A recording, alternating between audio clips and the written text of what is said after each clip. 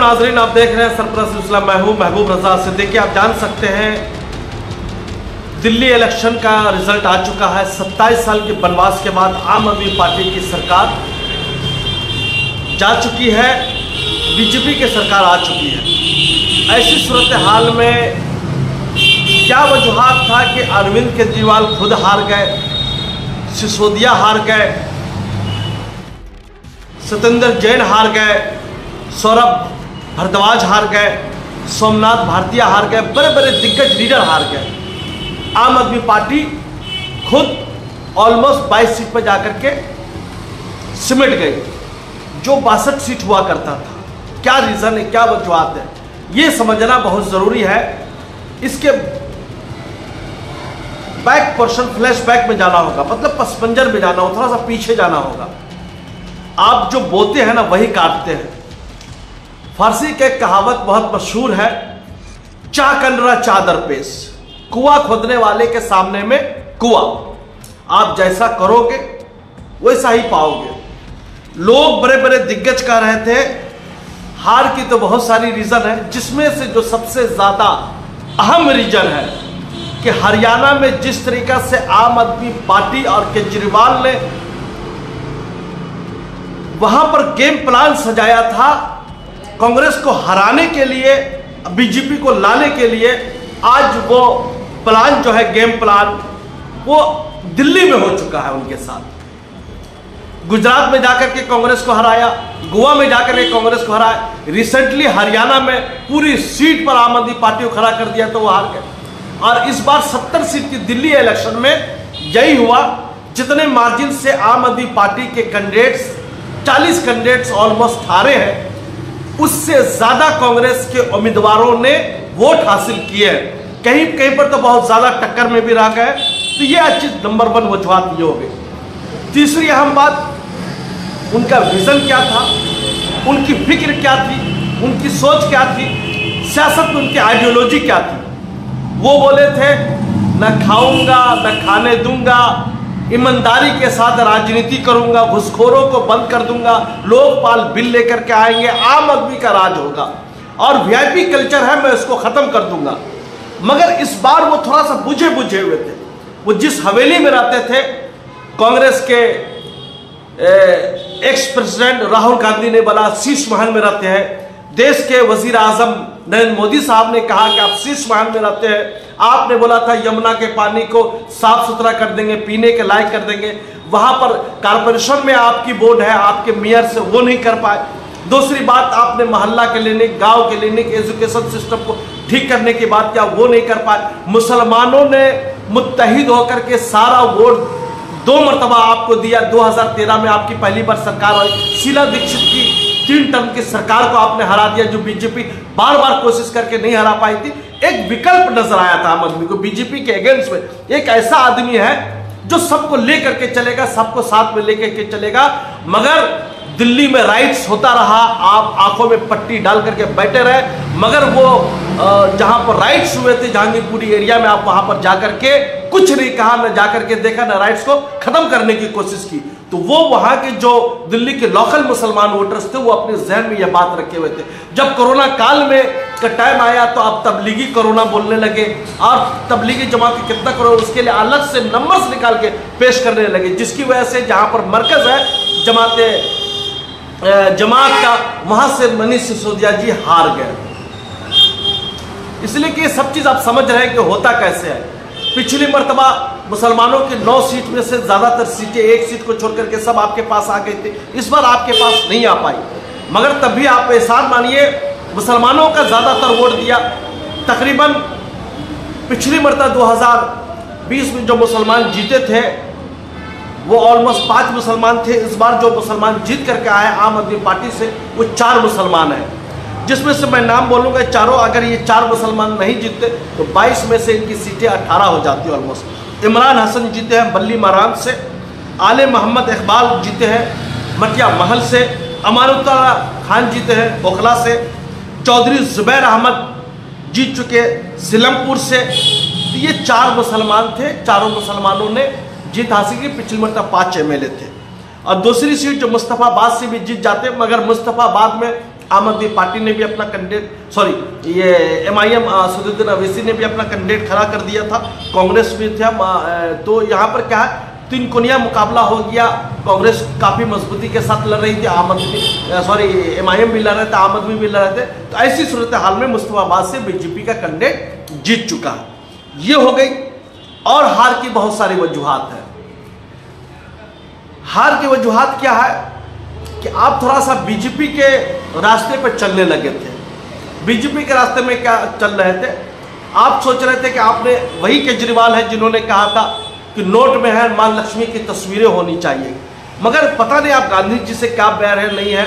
मैंने बहुत कम जगहों में आपके ऑफिसेज वगैरह में बहुत कम देखा, गांधी जी की कहीं भी फोटो या तस्वीरें नजर नहीं आती है। तो गांधी जी को हटाना चाहते थे, मां लक्ष्मी की तस्वीर लाना चाहते थे। आप बीजेपी से भी 2 कदम आगे चल रहे थे। आप हनुमान चालीसा की बातें कर रहे थे, हनुमान चालीसा का जाप करवाएंगे और उसके बाद आरती करवाएंगे, आरती करते थे। तो ये सारी चीज़ें हैं। तीसरी अहम बात, तीर्थ स्तर पर सरकार के पैसे से वहाँ के जो सीनियर सिटीजन वगैरह थे उसको सरकार के पैसे से आप जो है वहाँ पर भेजते, तीर्थ स्थल पर भेजते थे। तो दिल्ली की जनता सब समझिए कि बीजेपी के साथ नहीं जुड़ी हुई थी। बहुत सारे सेकुलर हिंदू थे जो एक बीजेपी और कांग्रेस के बीच का एक विकल्प समझ करके आपको लाया था। बहुत ईमानदारी के साथ आपको वोट दिया। एक बार तो बीजेपी को 3 सीट आई, दूसरी बार 8 सीट आई, पूरी सीट आपको दे दिया, आपको मालिक बना दिया, जो चाहिए वो कीजिए। मगर फिर भी आप खड़े नहीं हुए। आप अपनी घटिया पॉलिसी की वजह से, आप जो आइडियोलॉजी है ना पार्टी की, वो आप आरएसएस के रास्ते पर थे या आरएसएस के रास्ते पर नहीं थे, या गांधी जी को उसूलों को मान के चल रहे थे। आइडियोलॉजी का क्लियर होना बहुत जरूरी। सीटें कम होना या ज़्यादा होना वो सेकेंडरी बात है। मगर इसमें से फिर एक बहुत अहम बात पर हम बात आपके सामने में रखेंगे। इस बार जो वोट परसेंटेज आया, किसको ये जानना भी ज़रूरी है। बीजेपी को जो वोट परसेंटेज आया है इस बार के इलेक्शन दिल्ली में 45.76%। आम आदमी पार्टी को जो वोट परसेंटेज आया है 43.55% और कांग्रेस को जो आया है 6.36%। तो ये चीज़ें हो गई। मगर इसमें से थोड़ा सा मैं कैलकुलेशन बैक में जा रहा हूँ। इससे पहले जो प्रीवियस इलेक्शन में जो वोट परसेंटेज था आम आदमी का 53.5.7% था, मतलब 10% इससे वोट कम आया।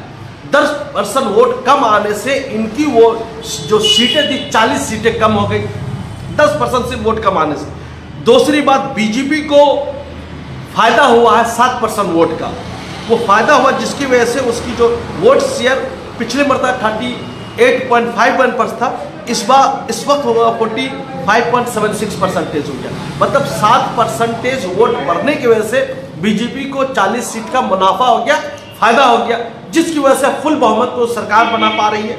तीसरी अहम बात, जो कांग्रेस को पिछली मरतबा जो वोट परसेंटेज आया था, पिछले मरतबा 4.26% था, इस वक्त उनका जो वोट परसेंटेज है 6.36, मतलब 2.25%, 2.15% कांग्रेस को इस बार जो है ज़्यादा वोट मिला है। आप समझ सकते हैं अगर ये वोट आपके पास जाता, आप लोग मिल करके लड़ते, यूनाइट होकर के लड़ते, तो क्या होता कि आज चीफ मिनिस्टर आम आदमी पार्टी का होता, आप सरकार बना लिए होते। मगर आप क्या है कि पूरी ताकत के साथ हरियाणा में कांग्रेस को हराया, तो इस बार पूरी ताकत के साथ अपने आइडियोलॉजी, अपनी पार्टी को बड़ा करने के लिए कांग्रेस ने पूरी ताकत झोंक दिया। अरविंद केजरीवाल के अगेंस्ट में न्यू दिल्ली से जो था, बीजेपी की तरफ से भी एक चीफ मिनिस्टर का लड़का प्रवेश वर्मा जी लड़ रहे थे, साहब सिंह वर्मा का लड़का था, चीफ मिनिस्टर बीजेपी के थे। और शीला दीक्षित 3 मरतबा के चीफ मिनिस्टर का लड़का संदीप जिग्ती जो आपके अगेंस्ट में लड़ रहे थे। वहां से आप देख सकते हैं कि पूरी ताकत के साथ लड़ाया। आतिशी के अगेंस्ट में भी अलका लांबा लड़ रही थी। तो हर महाज पर आपको प्लानिंग के तहत घेरने की कांग्रेस ने भी कोशिश की, और उसमें वो पता नहीं कांग्रेस आम आदमी पार्टी के हार से खुश है या नहीं है, मगर कांग्रेस को भी ज़्यादा खुश होने की ज़रूरत नहीं है। इतना आसान भी नहीं है कि आम आदमी हार जाने के बाद जो है आपका रास्ता साफ हो गया। आपको अपनी आइडियोलॉजी के तहत आगे बढ़ना होगा, कामकाज में लाना होगा, जनता के मसाइल को उजागर करना होगा, जनता के बीच में जाना होगा। तो ये चीज़ हो गया। तीसरी अहम बात कि मुसलमानों के बहुत सारे मुद्दे थे, पार्लियामेंट में एक से एक बिल मुसलमानों के खिलाफ लाया गया, मगर आपने अभी तक उफ तक नहीं किया। आपको पता होनी चाहिए कि भाई जो यहाँ हिंदुत्व का वोट है वो बीजेपी को ही जाता है, बाकी जो भी पार्टी कुछ भी कर ले वो किसी को बहुत कम जाता है। और जो सेकुलर वोट है, सेकुलर हिंदू भाइयों का वोट है, वो कांग्रेस के पास भी है, टीएमसी के पास भी, ये सब सारी चीजें। इससे तीसरी इंडिया अलायंस, इंडिया गठबंधन की अब हम बातें करते हैं, ये भी समझना आपको जरूरत है। इंडिया अलायंस तो समझिए कि दिल्ली में कुछ नजर ही नहीं आया, ये हरियाणा में ही दोनों अलग लड़ने के बाद ही इंडिया अलायंस उसी वक्त समझ में आ गया था। अब दिल्ली के इलेक्शन में 70 सीटों में आम आदमी पार्टी ने पहले ही अनाउंसमेंट कर दिया। तो आम आदमी पार्टी के लिए अखिलेश यादव जी दिल्ली में जाकर के प्रचार करते हैं। आप समझ लीजिए कि 27 में यूपी में इलेक्शन है, अखिलेश यादव केजरीवाल के लिए प्रचार करने के लिए यहाँ पर आते हैं। उनको सोचना चाहिए कि उनका जो इंडिया अलायंस का बड़ा सहयोगी है, कांग्रेस खुद भी लड़ रहा है, तो कम से कम अगर अखिलेश यादव अगर सही तरीका से समझते तो बीच में दोनों को मिला करके एक साथ यूनाइट करके लड़वा सकते, तो वो हो गया। टीएमसी पार्टी के एमपीज, एमएलएस और वगैरह जो है वहाँ पर दिल्ली में जाकर के एमपी जो है आम आदमी पार्टी केजरीवाल के लिए जो प्रचार करते हैं, महुआ मित्रा वगैरह बहुत सारे लोग हैं, जिया बच्चन वगैरह बहुत सारे लोग जो है टीएमसी की तरफ से गए, और भी दिगर इंडिया अलायंस के जो लोग हैं वहाँ पर गए। थोड़ा सा इस पर जो है मैं रोशनी डालना चाहता हूँ, मगर यहाँ पर फिर मैं लालू प्रसाद जी की मुबारकबाद पेश करना चाहता हूँ। वो देश के वो समझिए कि राजनीति को समझते हैं, देश की सियासत के आइडियोलॉजी को समझते हैं कि आइडियोलॉजी सियासत में होना बहुत ज़रूरी है। अगर आपके पास आइडियोलॉजी नहीं है, आपके पास बात करने का तरीका नहीं है, आप किस नहज पे जाना चाहते हैं, तो लालू प्रसाद चाहते तो तेजस्वी यादव को भेज सकते थे, मगर उन्होंने तेजस्वी यादव को नहीं भेजा। वो चाहते मीसा भारती तो पार्लियामेंट में मीसा भारती जा सकते थे, मगर उन्होंने नहीं भेजा। मगर 25 में इसी साल जो है बिहार में इलेक्शन होना है। आप समझ लीजिए सारा मेरे कहने का मतलब क्या है। अगर इस बार भी इंडिया अलायंस सही तरीका से बिहार के इलेक्शन में अगर मुत्तहिद होकर के सबको साथ में लेकर के यूनाइट होकर अलायंस करके नहीं लड़ती है, तो रिजल्ट क्या होगा कहना मुश्किल है। अक्लमंद आदमी है, मैंने इशारा दे दिया है, आपके लिए इशारा काफ़ी है। दूसरी बात, 26 में तृणमूल मतलब बंगाल में भी इलेक्शन है 2026 में, आप समझ लीजिए 294 सीट्स आता है। बीजेपी 2021 में पूरी ताकत लगा दी थी यहाँ पर करने के लिए। तो ऑलमोस्ट यहाँ के मुसलमान आज जो हमारी चीफ मिनिस्टर मोहतरमा ममता बनर्जी साहब चीफ मिनिस्टर है 2011 से कंटिन्यू, ये सिर्फ और सिर्फ मगरब बंगाल के मुसलमानों के वोटों के बदौलत है। इसलिए कि मुसलमान 100% अपना वोट 1-2% इधर से उधर हो जाए, तृणमूल कांग्रेस को वोट देती है, ममता बनर्जी को वोट देती है। ममता बनर्जी और चुन करके उनके पार्टी के विधायक एमएलए चुन करके असेंबली पहुंचते हैं, बहुत आन बान शान के साथ सरकारें बनाते हैं। मगर फिर बोलना होगा कि मगरब बंगाल में मुसलमानों का जिस तरीके से काम होनी चाहिए वो काम बिल्कुल नहीं हुआ। मुसलमानों के पास रोजगार नहीं है, नौकरी नहीं है, मुसलमानों के पास रहने के लिए घर नहीं है, गवर्नमेंट का हाउसिंग स्कीम के तहत मुसलमानों को घर नहीं मिल पा रहा है, मुसलमानों के पास अच्छे स्कूल, अच्छे इदारे नहीं हैं। वही पुराने जो इदारे स्कूल थे, मोहम्मद जान सेमो स्कूल वगैरह, कोई भी बढ़ोतरी नहीं हुआ, बहुत कम हुआ। इस तरीक़ा से मुसलमानों के हलके में साफ सफाई का काम ठीक से नहीं होता, रास्ते साफ नहीं है, ये साफ नहीं है। मुसलमानों के हलके में पूरे रास्ते फुटपाथ को कब्जा कर लिया जा रहा है, इलीगल पार्किंग किया जा रहा है, इलीगल कंस्ट्रक्शन हो रहा है। और समझ सकते हैं उर्दू ज़बान को आपने वादा किया था कि अगर हमारी सरकारें बनती है तो मगरब बंगाल को दूसरी सरकारी ज़बान का दर्जा दूंगा। तो कहाँ तक नाफिजुल अमल हुआ है, कहाँ तक ट्रांसलेटर की नौकरी बहाली हुई है, ये सारे मुद्दे आपके सामने में है। मेरा काम था इशारा कर देना, अभी भी वक्त है, 26 में वक्त आने से पहले तृणमूल कांग्रेस की सरकार को चाहिए, मोहतरमा ममता बनर्जी को चाहिए, मुसलमानों के लिए फलाह बहबूदी के लिए, नौजवानों की नौकरी के लिए काम करें, उसके एजुकेशन सिस्टम को ठीक करने की बात करें, उर्दू ज़बान का जो आपने वादा किया था उस पर अमल दरामद करें। और जो स्कूलों में और समझिए कि उर्दू एकेडमी वगैरह में वहाँ पर वैकेंसियाँ खाली, वहाँ पर आदमी नहीं, वो सब वैकेंसियाँ को फुलफिलमेंट करें। तो ये सारी चीज़ें इसलिए कि मुसलमानों का माइंड है कि दोस्तों ये मैंने बता दिया 26 से। फिर हम आते हैं कि जहाँ पर यूपी जो 80 लोकसभा की सीटें, 400 से प्लस असेंबली की सीटें हैं, 2027 में इलेक्शन होना। आज 2024 में 43 सीटें जो इंडिया अलायंस को जो आई है, ये सिर्फ और सिर्फ अलायंस के बदौलत आई है। अगर कांग्रेस वहां सिंगल लड़ती, तने तरह लड़ती, अकेला लड़ती और समाजवादी भी अकेला लड़ती, तो दोनों को सीटें ज्यादा नहीं आती। शायद हो सकता था कांग्रेस 1-2 सीट पर सेलेक्ट करके 2 सीट पर आ जाती, ये 6 से 7-8 हो जाते। जो आज जो 35-36 जो एमपीज है अखिलेश यादव समाजवादी पार्टी के, ये नहीं होते। तो अखिलेश यादव को थोड़ा सा समझना जरूरी है। बाई इलेक्शन था, आपने कांग्रेस को 1 सीट भी नहीं, 1-2 सीट भी नहीं दिया। फिर मिल्कीपुर का अभी जो अयोध्या में जो इलेक्शन हुआ बाई इलेक्शन, उसमें आप समझ सकते हैं। मेरे कहने का इशारा आप समझिए, एक इंसान जो आपका सहयोगी होता है ना, वो पूरी ताकत के साथ आपके लिए खड़ा होता है। तो आपकी जिम्मेदारी बनती, कहीं पर आप अगर बड़े भाई हैं तो अपने छोटे भाई को साथ में लेकर के चले।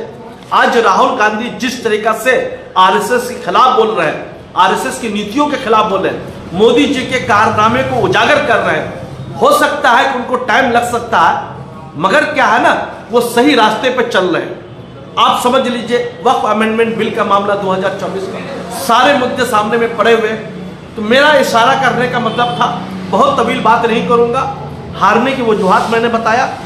अगर आम आदमी पार्टी कांग्रेस को हराने का बेरा नहीं ली होती तो आज फिर वो चीफ मिनिस्टर दिल्ली के होते। हरियाणा में हराया, गुजरात में जाकर के हराया, गोवा में हराया। अरे भाई, आप 1-2 सीट लेकर के समझौता कर लो ना, आप तो इंडिया अलायंस में थे, मगर आप समझौता भी नहीं करते हैं। दूसरी बात, अखिलेश यादव को समझना भी जरूरी है कि 27 में इलेक्शन है, अलायंस को मजबूत करें। अगर अलायंस को मजबूत नहीं करेंगे ना, तो फिर योगी जी महाराज बीजेपी वापस सरकार में आ जाएगी।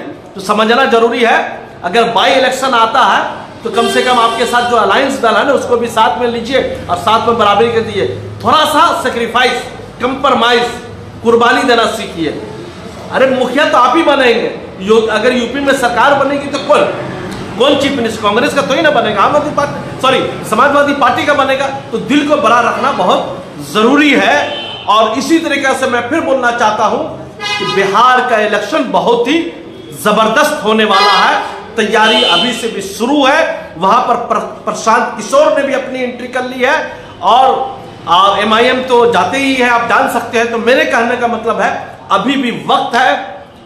बिहार में जो इंडिया अलायंस है, जो अलायंस है, उसको और मजबूत करें। मजबूती के साथ पहले से सीट का बंटवारा कर ले और पहले से बता दें, इतने सीट पर आप लड़ेंगे, इतने सीट पर मैं लड़ूंगा, और फिर सरकार मजबूत लाने के लिए काम करें। मैंने हार का रीजन बताया कि केजरीवाल का हिंदुत्व से प्यार होना, हिंदुत्व के रास्ते पे जाना, मोदी जी को, ब्रांड मोदी जी जो हिंदुत्व का ब्रांड है, उनको आप बीट नहीं कर सकते, उसके नीचे रहेगा। तो कम से कम अपनी पॉलिसी को चेंज कीजिए।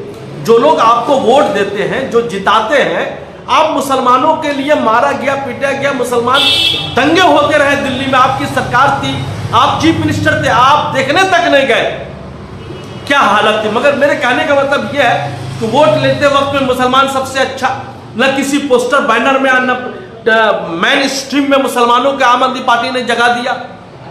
सिर्फ हम वोट देंगे, हम सिर्फ आपका झंडा धोएंगे, आपको चीफ मिनिस्टर बनाएंगे, आपको मंत्री बनाएंगे, आपको चेयरमैन बनाएंगे, हमें भिखारी के 2-4 सीट दे दीजिए, बस हो गया।